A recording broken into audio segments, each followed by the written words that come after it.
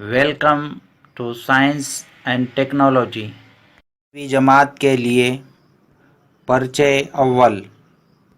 سبق کا نام ہے برقی مقناطیسیت کے متعلق سب کچھ، آل اباؤٹ الیکٹرومیگنیٹزم۔ اس سبق میں کل 7 اہم نکات ہیں۔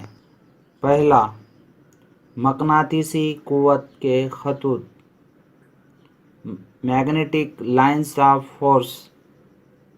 دوسرا، موصل سے بہنے والی برقی رو کے ذریعے مقناطیسی میدان، magnetic field due to current carrying conductor. تیسرا، برقی میدان میں برقی موصل پر عمل کرنے والی قوت، force on a current carrying conductor in a magnetic field. چوتھا، برقی موٹر، الیکٹرک موٹر۔ پانچواں، برقی مقناطیسی عمالہ، الیکٹرومیگنیٹک انڈکشن۔ چھٹا، برقی جنریٹر، الیکٹرک جنریٹر۔ اور ساتواں، گھریلو برقی دور۔ آئیے ہم اس ویڈیو کا مشاہدہ کریں۔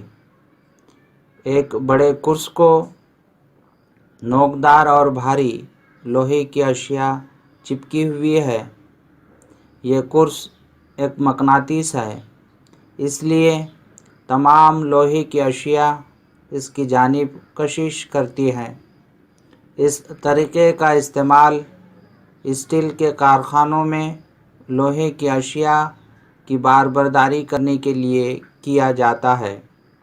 اس طرح کے بڑے اور مستقل مقناطیس تیار کرنا آسان نہیں، اسی وجہ سے لوہے کے بڑے قرص میں برقی رو گزار کر اس میں عارضی مقناطیسیت پیدا کی جاتی ہے۔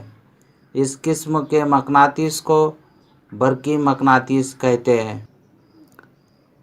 آپ نے برقی موٹر، برقی گھنٹی، اسپیکر، پانی کا پمپ، برقی جنریٹر، ریڈیو، ٹیلی ویژن کا اینٹینا جیسی بہت سی چیزوں کا مشاہدہ کیا ہوگا۔ کیا آپ نے سوچا ہے یہ کس طرح کام کرتی ہے؟ اس کا جواب برقی مقناطیس۔ آئیے ہم ایک سرگرمی کرتے ہیں۔ ایک ڈرائنگ بورڈ پر سفید کاغذ پھیلائیے، اس کے وسط میں ایک مقناطیس رکھیے، اس مقناطیس پر لوہے کا برادہ پھیلائیے۔ اب دھیرے سے کاغذ کو ضرب دیجیے اور کاغذ پر لوہے کی ترتیب کا مشاہدہ کیجیے۔ مشاہدہ کے ذریعے ہمیں معلوم ہوتا ہے کہ لوہے کا برادہ مقناطیس کے اطراف مخصوص قسم کے کروی خطوط بناتے ہوئے متشاکل ترتیب میں جمع ہو جاتا ہے۔ یہ خطوط مقناطیس کے قطبین کے نزدیک ایک دوسرے سے بہت زیادہ قریب نظر آتے ہیں اور مقناطیس کے درمیانی حصے کے اطراف نسبتاً ان کا گنجان پن کم نظر آتا ہے۔ اسی سے منسلک ایک اور سرگرمی کرتے ہیں۔ ایک ڈرائنگ بورڈ پر سفید کاغذ پھیلائیے، کاغذ کے وسط میں ایک سلاخ نما مقناطیس رکھیے اور پینسل کی مدد سے اس کا بیرونی احاطہ بنائیے۔ کسی ایک قطب کے قریب قطب نما یا مقناطیسی سوئی رکھیے۔ مقناطیسی سوئی کے ساکن حالت میں آنے تک انتظار کیجیے۔ شکل کے مطابق پینسل کی مدد سے نقاط بنائیے۔ مقناطیس کے دوسرے قطب پر پہنچنے تک اس قسم کے نقاط بناتے جائیے۔ ان نقاط کی مدد سے ایک باقاعدہ منحنی یعنی گول خط بنائیے۔